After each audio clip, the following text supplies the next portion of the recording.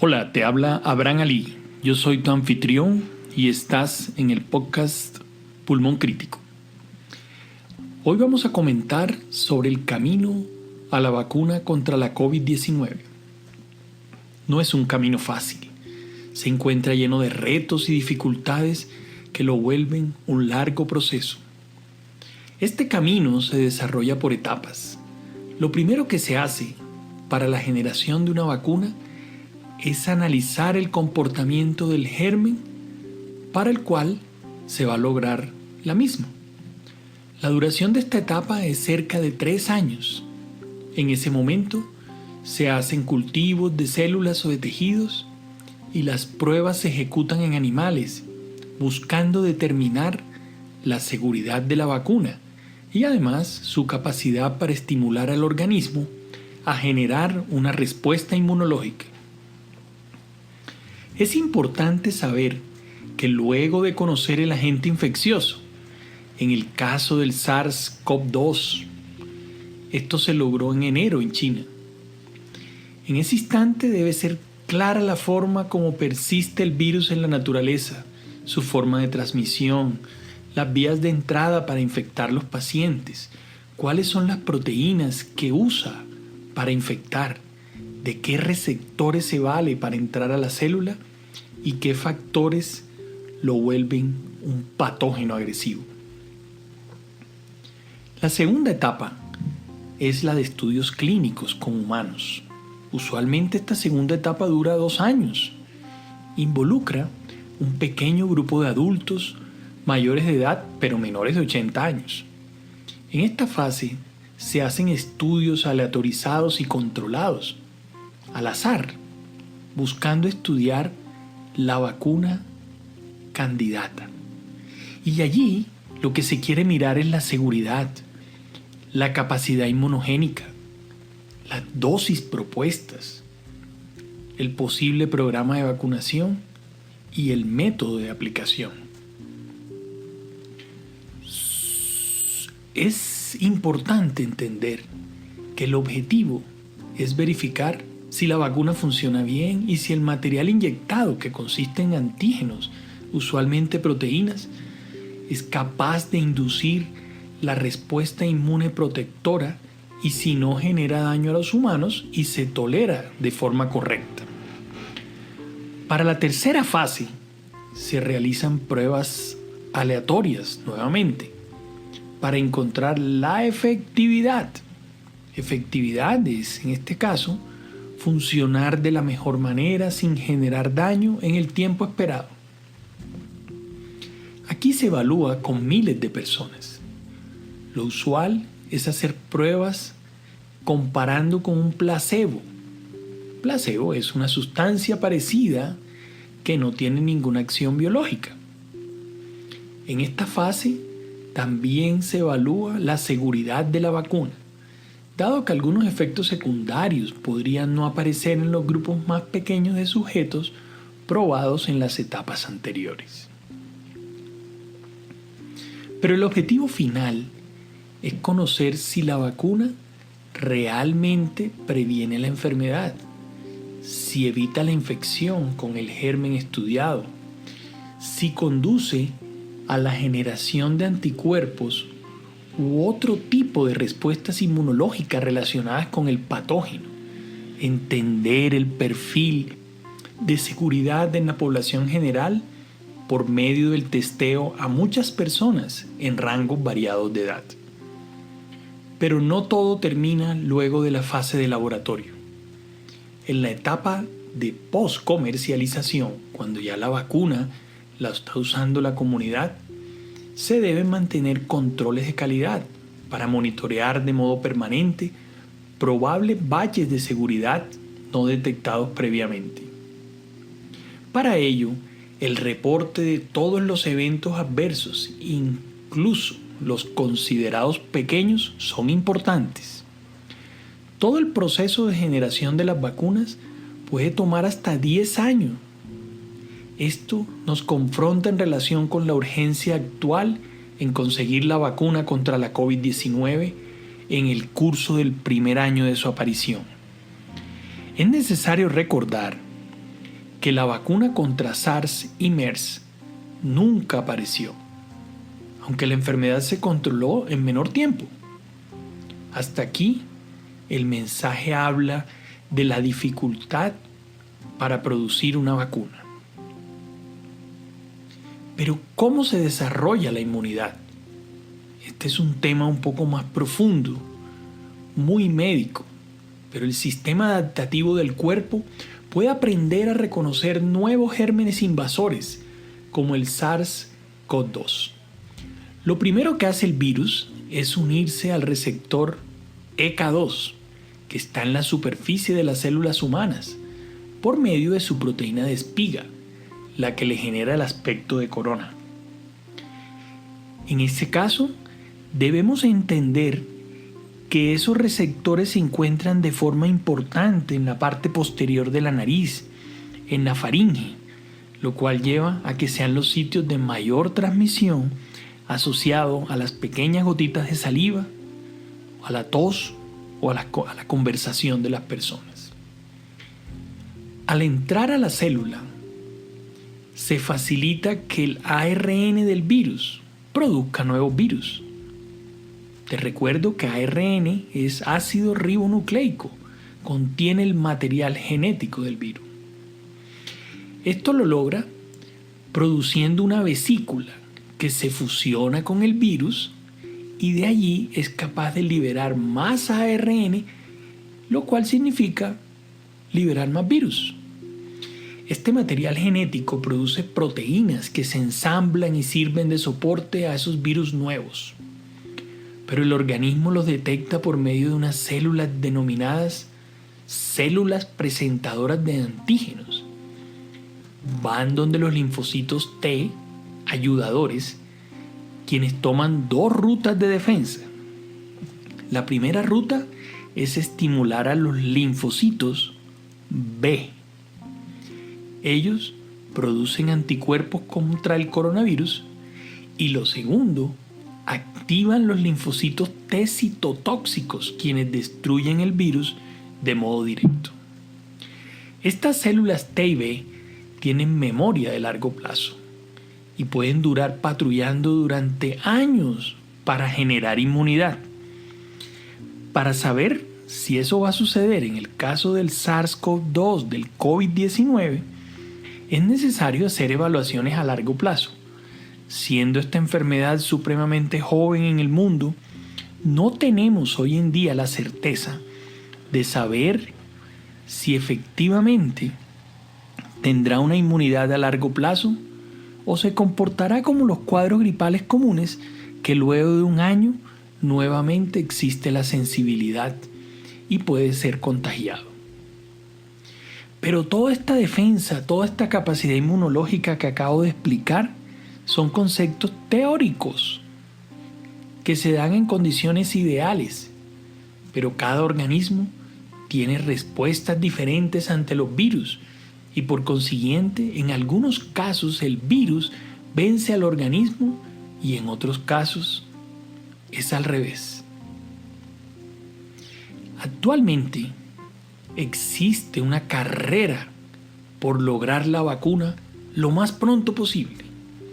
Más de 90 vacunas están siendo desarrolladas en este momento contra el COVID-19 por varios equipos de compañías farmacéuticas y de universidades alrededor de todo el mundo. Están probando diferentes tecnologías, pero aquí es curioso que algunas de esas tecnologías que están probando no han sido usadas previamente para obtener vacunas que se usen de modo comercial. Esto significa propuestas innovadoras que posiblemente traigan beneficios para el mundo en un futuro o por el contrario constituyan riesgo para las personas que entren en los estudios de investigación y traten de obtener defensas con base en esas vacunas que no tienen antecedentes previos. Al menos 6 grupos han inyectado vacunas en voluntarios en ensayos de seguridad y otro número mayor ya han iniciado pruebas en animales. Todas las vacunas tienen como objetivo exponer al cuerpo un antígeno que no causará enfermedad. Pero como se parece al virus del COVID-19, provocará una respuesta inmune que sea capaz de bloquear o matar el virus si una persona se infecta. Se están probando al menos 8 tipos contra el coronavirus y se basan en diferentes virus transportadores o partes de virus. Estas estrategias son esencialmente probar virus inactivos o debilitados. Utilizan una forma debilitada del germen que causa la enfermedad o utilizan una forma muerta del germen que también la produce. Por consiguiente, las personas terminan experimentando unos cuadros similares a la gripa, pero que no ponen en riesgo al ser humano. La segunda forma de hacerlo es utilizar vectores virales, o sea, utilizar otros virus para que esos virus carguen porciones del COVID-19, entren al organismo y estimulen la respuesta inmunológica. Se llaman replicantes o no replicantes por la capacidad que tengan de dividirse o no. El tercer tipo de estrategia es con ácidos nucleicos. El material genético, ADN o ARN, es el que se introduce en el organismo para estimular la respuesta inmune. Y por último, una estrategia basada en proteínas. Son subunidades de proteínas o partículas parecidas al virus. Utilizan partes específicas del germen, no todo el germen, sino una parte de él. Esa proteína le permite atacar a un organismo o utilizar una toxina fabricada a partir del germen que causa la enfermedad. Crean inmunidad a las partes del germen que causan una enfermedad en lugar del germen en sí. Cada uno de estos mecanismos de obtener vacunas tiene un racional diferente, que puede parecer lógico, pero que no siempre podrá obtener resultados satisfactorios. AstraZeneca y la Universidad de Oxford han anunciado un acuerdo para el desarrollo y la distribución global de la potencial vacuna, basada en un adenovirus recombinante. Como te lo expliqué antes, el adenovirus es el que carga la porción del coronavirus del COVID-19 para generar la respuesta inmune. La colaboración tiene como objetivo poner a disposición de los pacientes la potencial vacuna conocida como CHAdOX1 COVID-19, desarrollada por el Instituto Jenner y el grupo de vacunas de la Universidad de Oxford. Sobre la base de este acuerdo, AstraZeneca sería responsable del desarrollo de la vacuna, así como de su fabricación y distribución a nivel mundial. Esta vacuna utiliza un portador viral, el adenovirus debilitado, generalmente el que produce los cuadros gripales. Y lo que lleva a ese adenovirus es la proteína S, la espiga, la que caracteriza la corona del coronavirus. De esta forma, se prepara el sistema inmunitario para atacar al COVID-19 en caso que la persona se exponga al virus. La escogencia del adenovirus se ha hecho dado que por medio de él se puede tener una respuesta inmunológica fuerte, sin riesgo que se replique y genere infección por sí mismo. Hasta la fecha, se han hecho pruebas en más de 300 personas. Ha habido buena tolerancia, ha habido algo de fiebre y, como es usual, síntomas gripales, pero no efectos secundarios importantes. Por otro lado, el gobierno de Rusia ha generado la noticia que en el futuro cercano producirá grandes dosis de una vacuna contra el coronavirus, esperando ser liberada en septiembre, lo cual fue conocido en una rueda de prensa brindada por la ministra Tatiana Golikova.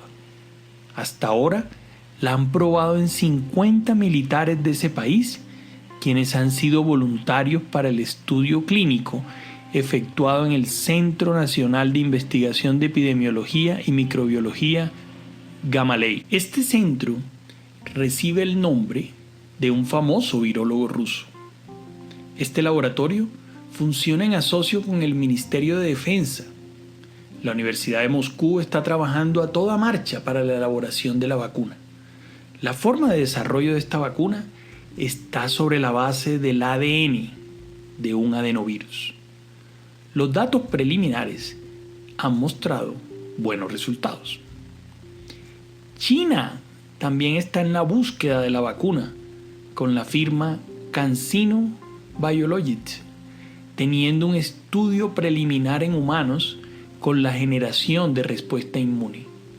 La vacuna estimuló anticuerpos M y G que lograron pico de producción a los 28 días posterior al suministro de la vacuna.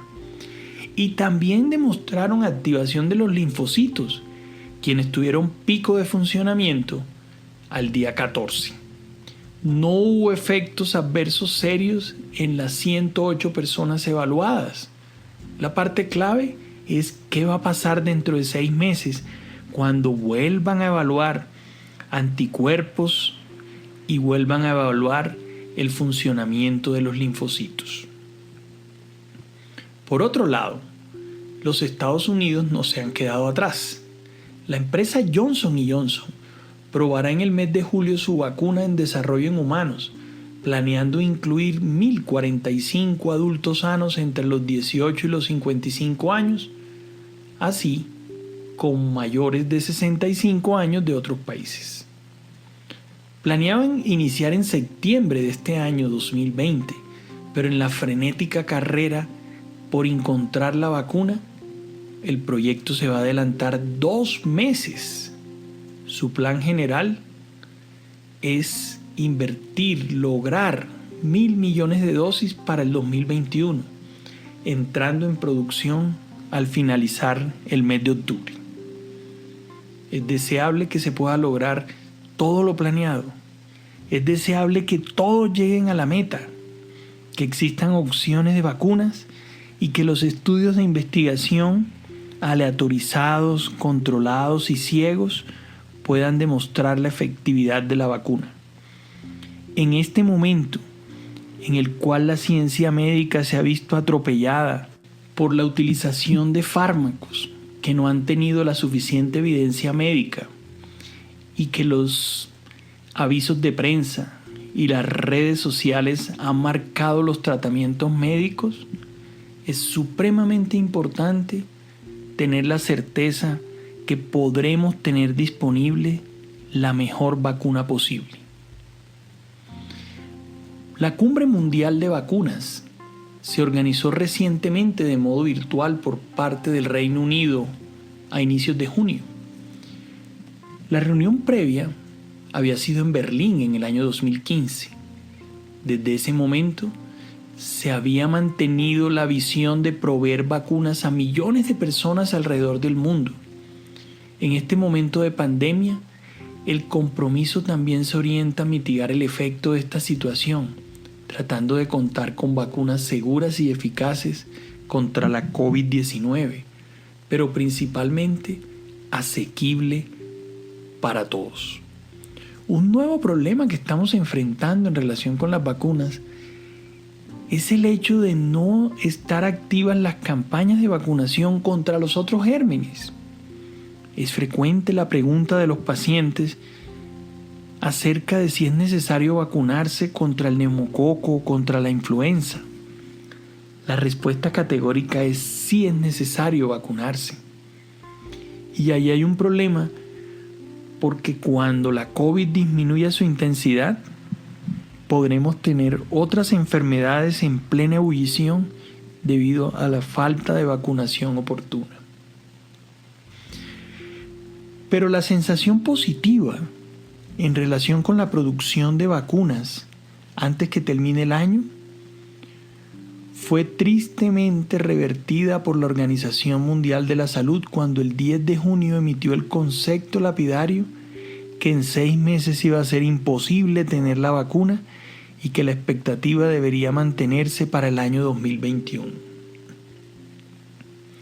La rapidez con que esos estudios puedan determinar si las vacunas son seguras y efectivas depende en parte de cuán ampliamente se esté propagando el coronavirus en el mundo.